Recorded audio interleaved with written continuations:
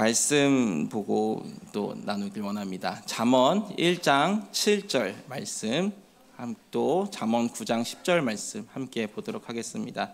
잠언 1장 7절 말씀 함께 찾으셨으면 같이 함께 봉독하겠습니다. 함께 읽겠습니다. 시작. 여호와를 경외하는 것이 지식의 근본이거늘 미련한 자는 지혜와 훈계를 멸시하느니라. 잠언 9장 10절도 함께 읽겠습니다. 시작. 여호와를 경외하는 것이 지혜의 근본이요 거룩하신 자를 아는 것이 명철이니라. 아멘. 우리 옆에 분들과 함께 인사하고 시작하면 좋을 것 같습니다. 여호와를 경외합시다. 여호와를 경외합시다. 또 한 번 더 인사하겠습니다. 이번엔 여호와를 인정합시다. 인정합시다.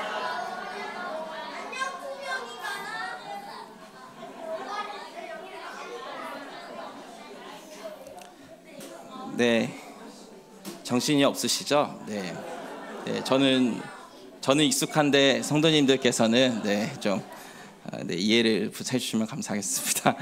그래서 먼저 감사한 것을 좀 나누고 좀 말씀을 나누고 싶습니다. 먼저는 하나님께 모든 영광을 올려드리고 싶습니다. 이 모든 계획을 인도하시고 구원하신 주님을 찬양합니다. 그리고 또 이 시간을 빌어서 또 감사 인사를 전하고 싶은 점이요, 제가 아무래도 맨 앞에서 아이들과 있다 보니까 저만 고생하신 줄로 아는데요, 그게 아니고요, 보이지 않는 곳에서 정말 많은 분들께서 고생해 주셨습니다. 먼저는 처음 이 프로그램을 시작함에 있어서 믿어주시고 끝까지 지지해 주신 목사님께 참 감사하고요, 재정적으로나 여러 가지 부분에서 이해해 주신 교회 여러 어른분들께 감사하고요. 또 저와 함께 사실은 매주 담임 목사님 사모님께서 함께 고생해 주셨습니다. 그래서 너무나 감사하고요. 오늘 또 제가 또 저녁 우리 아이들 또 먹었거든요. 저녁 먹는데 유수경 지사님, 노승환 지사님 가정에서 또 섬겨주시고 도와주셨습니다. 그리고 또 사실 제가 또 훈련을 받느라 한 주 비었습니다. 그때 또 흔쾌히 자리를 메꿔주신 정혜원 부장님께 너무나도 감사합니다. 박수로 함께 영광 올리도록 하겠습니다. 감사합니다. 그리고 또 사실 마지막으로 우리 친구들이 10주간 놀기만 한 게 아닙니다. 땀을 뻘뻘 흘리면서 나와서 놀고 나온 줄 알았는데요, 그게 아니고 말씀을 외우고 성경도 읽고 주중 여러 미션이 있었습니다. 몇몇 친구들은 학원도 빠지고 나온 친구들이 있었는데요, 그래서 최민영, 이해찬, 김민서, 노주아, 박찬수, 신희서, 김은효, 노지우, 김민우, 김은택, 김은찬, 김지한, 노우리, 신재현, 이혜준, 우리 총 15명입니다. 박수로 한번 환영해 주시면 감사하겠습니다.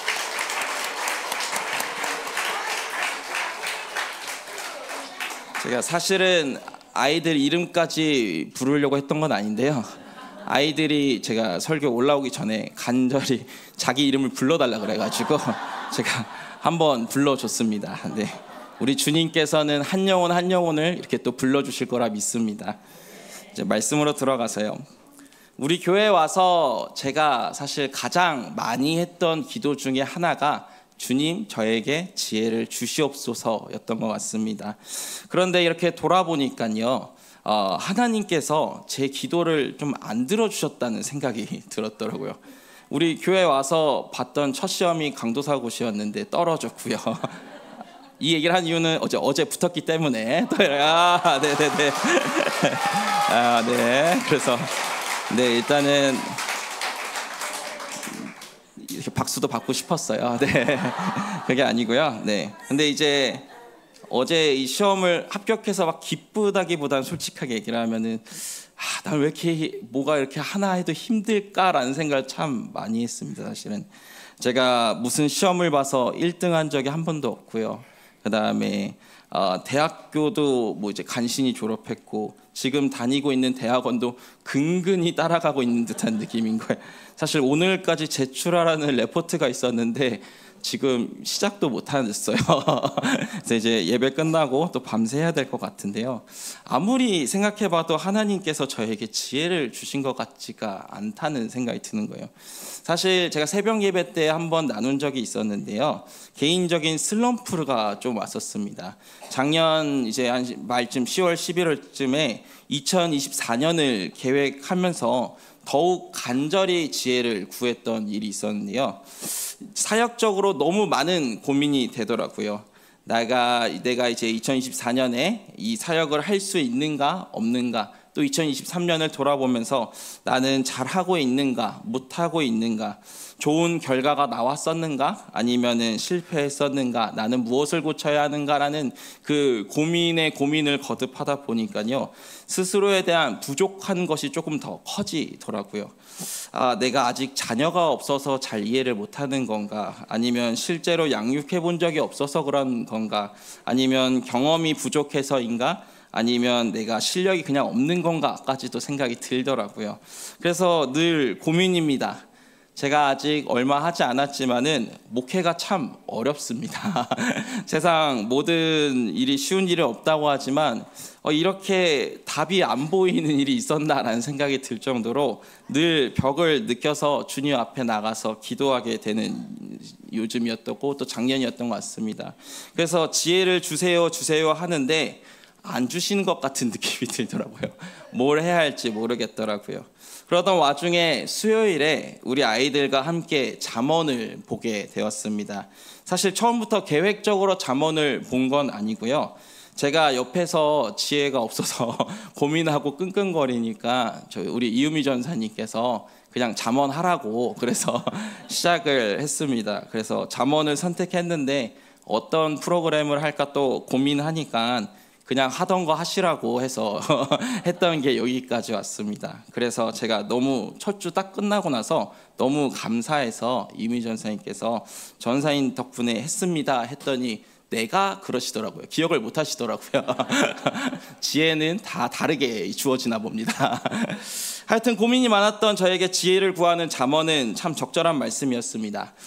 잠언 1장 3절 4절 한번 띄워주시겠습니까? 우리 한번 같이 함께 읽겠습니다. 시작. 지혜롭게 공의롭게 정의롭게 정직하게 행할 일에 대하여 훈계를 받게 하며 어리석은 자를 스그럽게 하며 젊은 자에게 지식과 근신함을 주기 위한. 잠언은 다른 책들과 다르게 쓰여진 목적에 대해서 분명하게 쓰여져 있습니다. 잠언은 지혜롭게, 공의롭게, 정의롭게, 또 정직하게, 그리고 가치 있는 인생을 살고 싶은 사람들을 위한 책입니다. 우리가 알고 있듯이요, 일반적으로 잠언을 지혜에 관한 책이라고 알고 있습니다.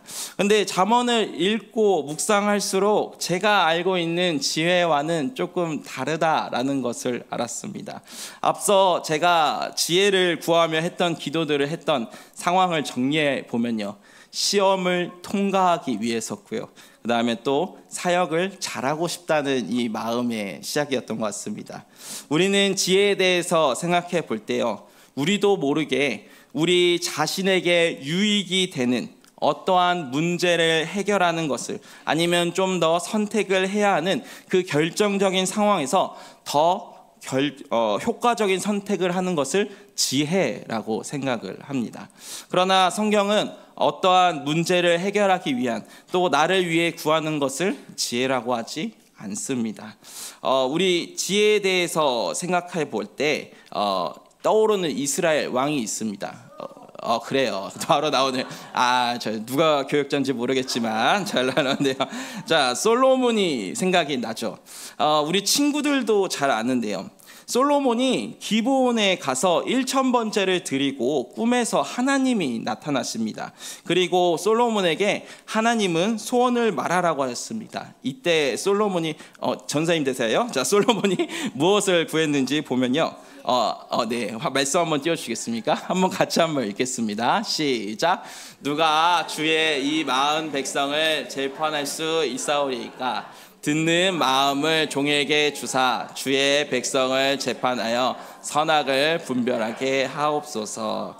개역 개정 부분도 참 좋지만은 사실 조금 아쉽습니다. 개역 한글 버전 보여주시겠습니까? 빨간색 글씨만 한번 같이 읽겠습니다. 시작.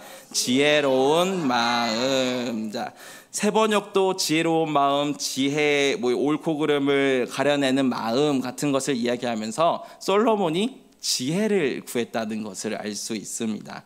그런데 이 지혜라는 뜻, 지금 개역개정에서는 듣는 마음이라는 그 뜻, 히브리어로는 샤마라고 하는 단어인데요. 이 부분을 다시 정확히 보면은 듣다, 경청하다 이런 뜻도 있지만요, 이해하다, 순종하다라는 뜻이 함께 있습니다. 그러니까 지금 다시 정리하면요, 솔로몬은 하나님께 지금 듣는 마음뿐만이 아니라 이해하고 순종하는 마음 또한 같이 구하고 있는 거예요. 즉 하나님의 뜻을 구하며 그 말씀에 귀 기울여 하나님께서 기뻐하시는 삶을 구하고 있는 것입니다. 그리고 이 모든 것을 줄여서 성경은 지혜라고 합니다. 그리고 이 지혜를 구하자 하나님이 어떠하시다고 했냐면요, 열왕기상 3장 10절 한번 보여주시겠습니까? 빨간색 글씨만 함께 읽겠습니다. 시작. 주의 마음에 든지라. 하나님께서 바라보시기에 합당한 것을 구했다고 합니다. 그래서 하나님께서 바라시는 이 지혜란, 성경에서 말하는 이 지혜란 하나님의 뜻을 듣고 이해하고 순종하는 것입니다. 그리고 이 지혜에 대해서 알 때 우리가 또 한 가지 중요한 특징이 한 가지 있습니다. 열왕기상 3장 12절 말씀에 빨간색 글씨만 함께 읽겠습니다. 두 번 넘어가 주시면 됩니다. 네, 같이 함께 읽겠습니다. 시작. 내가 내 말대로 하여 내게 지혜롭고 총명한 마음을 주노니. 이 12절에 나는 하나님이십니다. 그리고 너는 솔로몬에게 이야기하시는 겁니다. 그러므로 누가요? 하나님이 누구에게요? 솔로몬에게 지금 지혜를 준다고 하시는 겁니다. 여기서 우리가 알아야 할 중요한 사실은 지혜는 우리의 힘으로, 우리의 능력으로 얻을 수 있는 것이 아니며 하나님께서 주시는 것이라는 겁니다. 성경이 말하는 참된 지혜는 여호와 하나님으로부터 나오며 그렇기에 참된 지혜 안에는 하나님의 성품이 담겨 있는 것입니다. 그러니까 우리는 계속해서 충돌이 일어나는 겁니다. 하나님께 지혜를 주소서 하지만은 정작 제가 바라는 그 지혜를 자세하게 바라보면은 하나님 내 뜻대로 하게 해주세요. 하나님 이 문제를 해결하게 해주세요. 주님 제가 힘드니까요 제 뜻대로 해주세요를 구하고 있는 것입니다. 그러나 하나님께서 오늘 말씀을 통해서 우리에게 말씀하시는 지혜란 하나님의 뜻을 듣고 이해하고 순종하는 것을 말하고 있는 것입니다. 지금 이 문제를 해결하고 조금 더 제 유익이 있는 방향으로 살아가는 것을 지혜라고 하는 것이 아니라 하나님의 뜻을 구하는 것을 지혜라고 하는 것입니다. 오늘 이 시간 우리 아이들 부모님을 비롯해서 가족분들이 참 많이 와 계시는데요. 보통 잠언을 자녀들에게 참 많이 읽히지 않습니까?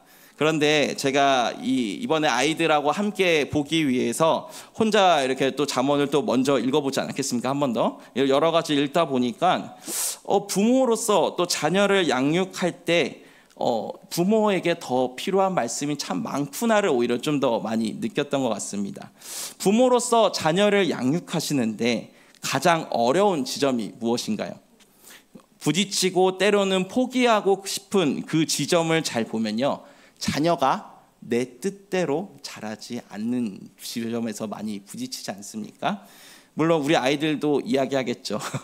내 뜻대로 안 하게 해준다고 이야기할 수 있지만은 우리에게 어려운 거는 더 바른 길로 갔으면 하는데 이게 아니라 자꾸 아이들의 뜻대로.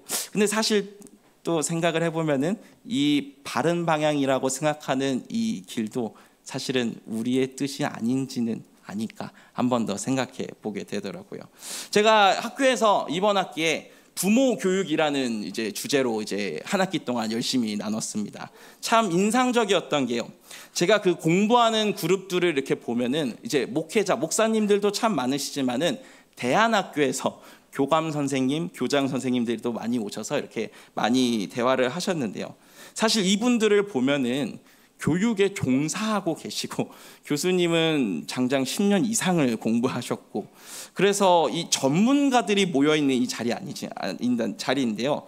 그분들과 이런저런 나눔을 하는데 자신들의 자녀를 양육하는 데 있어서 어려움을 토로하시면서 이런 표현을 쓰시더라고요.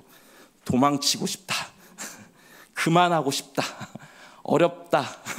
어느 날은 교수님이 너무 표정이 안 좋아서 무슨 일이십니까 했더니 어제 새벽까지 딸아이와 이야기했다고 합니다.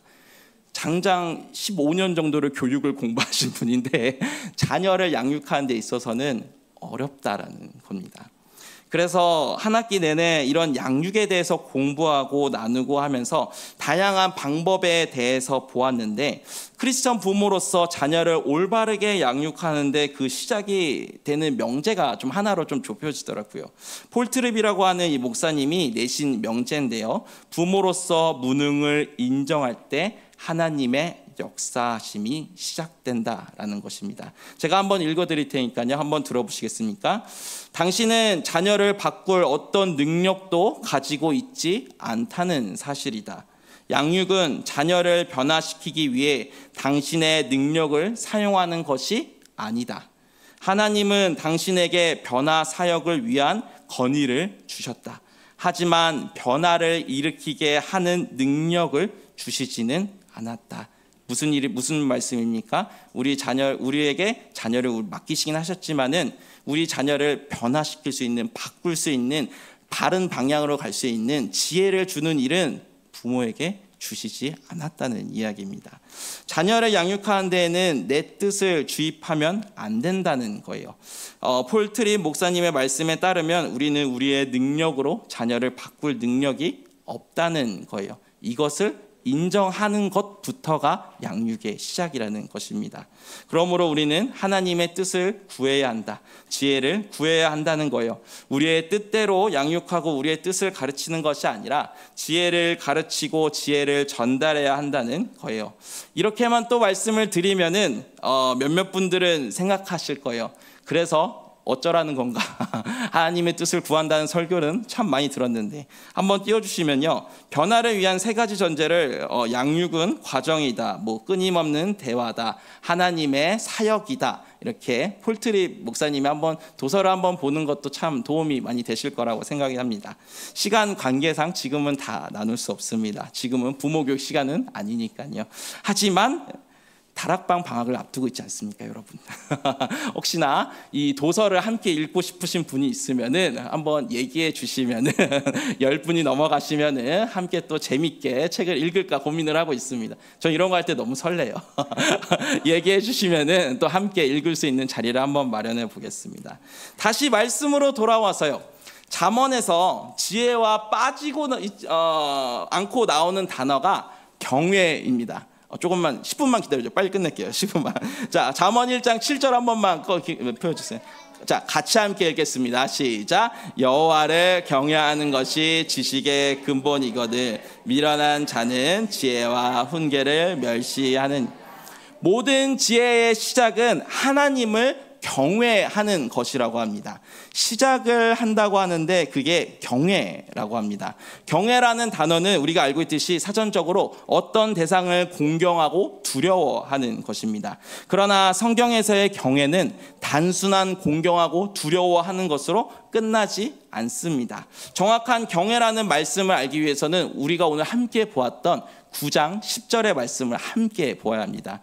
7절과 데칼코마니 구절로 잠언의 이제 첫 파트를 시작하고 1장 7절을 시작하고 9장 10절이 이제 마무리하는 그 단계에 있는데요. 오늘은 그 구조보다는 뜻에 한번 보겠습니다. 9장 10절도 함께 읽겠습니다. 시작. 여호와를 경외하는 것이 지혜의 근본이요 거룩하신 자를 아는 것이 명철.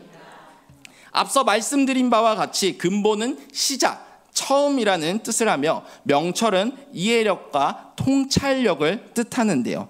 저 말씀 그대로 풀어서 말씀드리면 지혜의 시작점은 하나님을 경외하는 데 있으며 세상에 대한 이해와 통찰 또한 거룩하신 하나님을 인식하는 데 시작한다는 말씀입니다. 그래서 띄워주시면요, 9장 10절에 보시면은 혹시 그 파랑색으로 되진 않았나요? 네, 안 됐군요. 알겠습니다.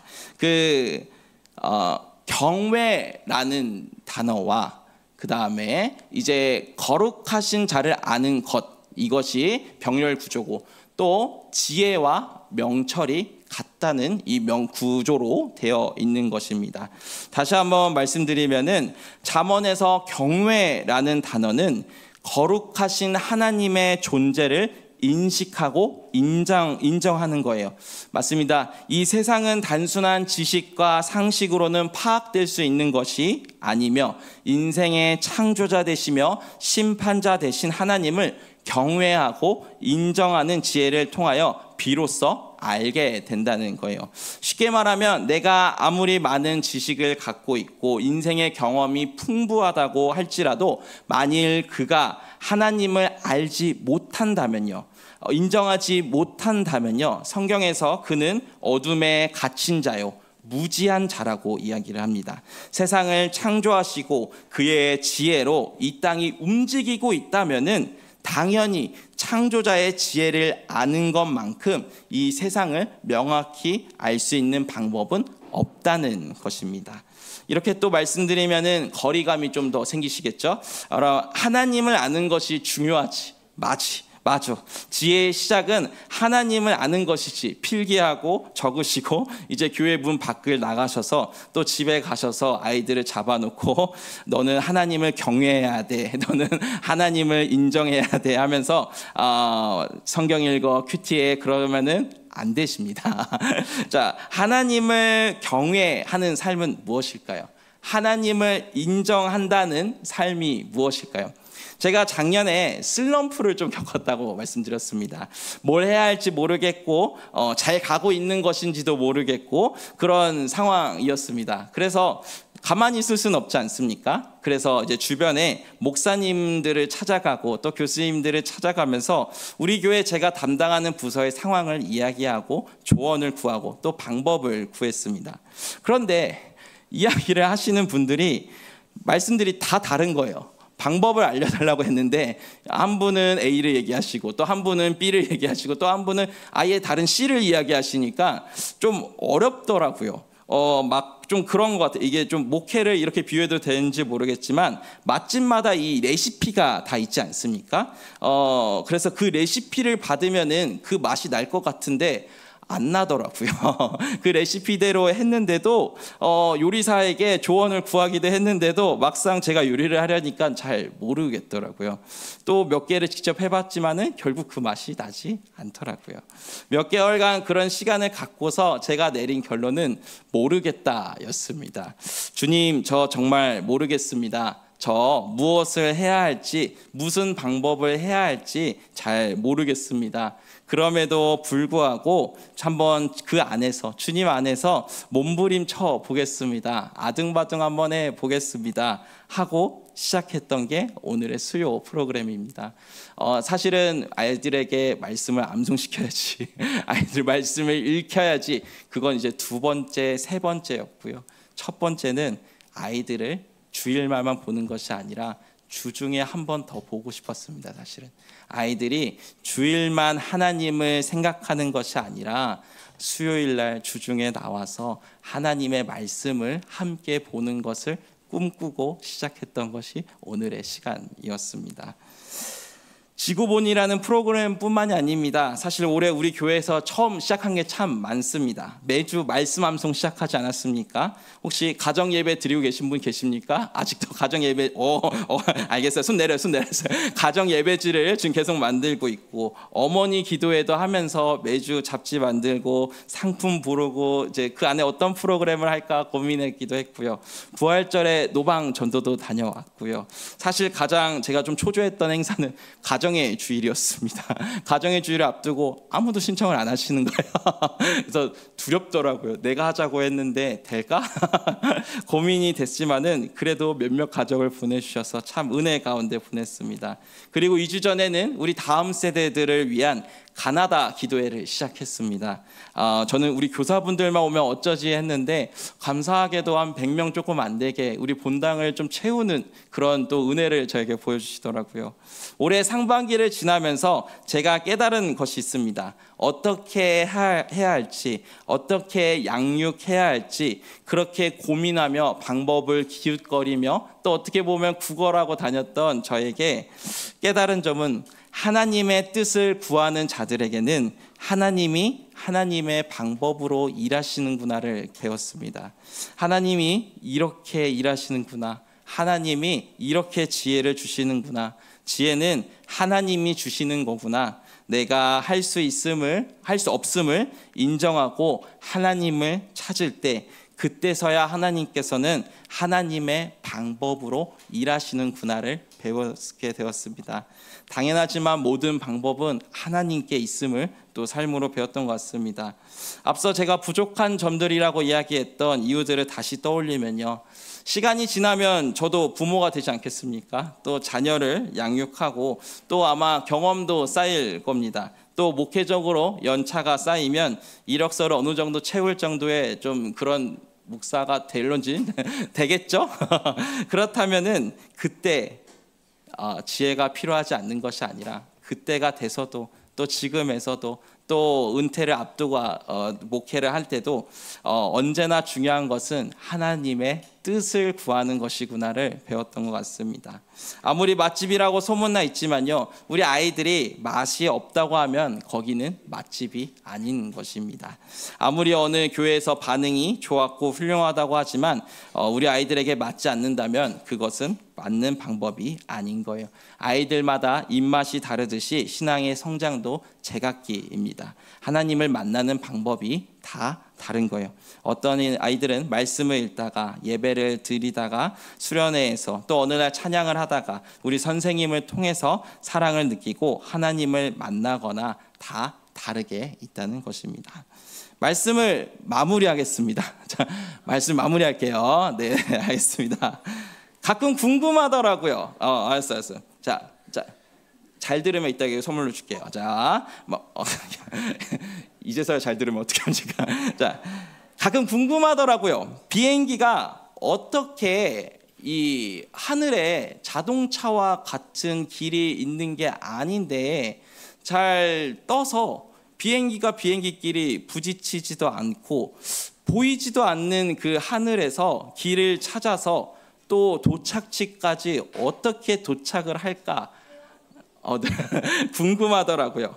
그래서 제가 좀 찾아보니까 물론 이제 우리가 알고 있는 항로라고 하는 것들이 있고 저는 잘 모르지만은 동서남북으로 이렇게 복잡하게 입체적으로 연결되어 있다고 하더라고요. 읽어도 잘 모르겠어요, 저는 사실. 그래서 우리 자동차와 같이 내비게이션 역할을 하는 항법 장치가 있어서 목적지와 항공기 정보를 입력하면은 이 비행기가 알아서 길을 찾아간다고 하더라고요. 그런데 참 재밌었던 게 이 딱 하고 그냥 그대로 가면은 사실은 누가 필요가 없습니까? 조종사가 필요 없겠죠. 대부분 출발할 때 목적지만 딱 정해서 입력하면 딱 끝이 아니라는 거예요. 우리가 비행기에서 편히 쉴 때 비행기 조종실에서는 항로가 이탈한 것을 수정하고 또 수많은 작업들을 지상과 교류하면서 항상 순탄한 비행이 아닌 이 여러 비행 가운데 올바른 방향을 가기 위해서 최선을 다한다는 거예요. 예를 들어서 갑작스럽게 엄청난 구름을 피하기도 하고 천둥, 번개, 우박이 올 것 같으면 우회해서 가기도 합니다. 이 사실을 보면서 우리의 인생과 같지 않는가 싶습니다. 하나님이 우리 인생이라는 비행기의 조종사가 되셔서 운전하시고 우리는 그 비행기를 타고 가는 함께하는 승객 같더라고요. 그리스도인으로서 우리의 목적지는 어디인가요? 맞습니다. 하나님 나라 천국입니다. 그런데 그 목적지까지 가는 길이 어떻습니까? 순탄치 않습니다. 우리가 처음 탈 때 그 맞췄던 내비게이션 그 방식대로 가는 것이 아니라 때로는 천둥이라는 고난을 만나기도 하고 또 번개라는 좌절을 만나기도 하고 때로는 원치 않는 곳을 경유하고 또 정해진 시간 안에 도착을 못할 때도 있지 않습니까? 그래서 우리는 이 비행기를 움직일 수 없다는 능력이 없다는 것을 알아야 합니다. 그 비행기를 움직이실 수 있는 방법을 아시는 분은 조종사 되시는 하나님이시며 조종사 되시는 하나님은 우리의 생각을 뛰어넘는 하나님의 방법으로 우리를 이끄신다는 것을 알아야 합니다. 가장 중요한 것은 하나님이 조종사 되시는 그 비행기에 타야 된다는 사실입니다. 때때로 우리는 하나님이 아닌 다른 조종사가 운전을 잡는 비행기에 탑니다. 가격이 저렴해서 또 빨리 가서 더 좋아 보여서 다양한 이유로 하나님이 아닌 다른 것들을 택하고 목적지에 도착해서는 불평하고 있지는 않습니까? 우리가 원하는 곳은 이곳이 아니라며 아니면 우리에게 지혜를 안 주신다고 말입니다. 사랑하는 성도 여러분, 우리의 모든 일의 시작은 하나님을 인정하는 것에서 시작해야 합니다. 여호와 하나님을 경외하는 일이 지혜의 시작이기 때문입니다. 주님이 알려주시는 그 방법대로 살아가는 우리 되기를 소망합니다. 아멘. 기도하고 마무리하겠습니다. 사랑하는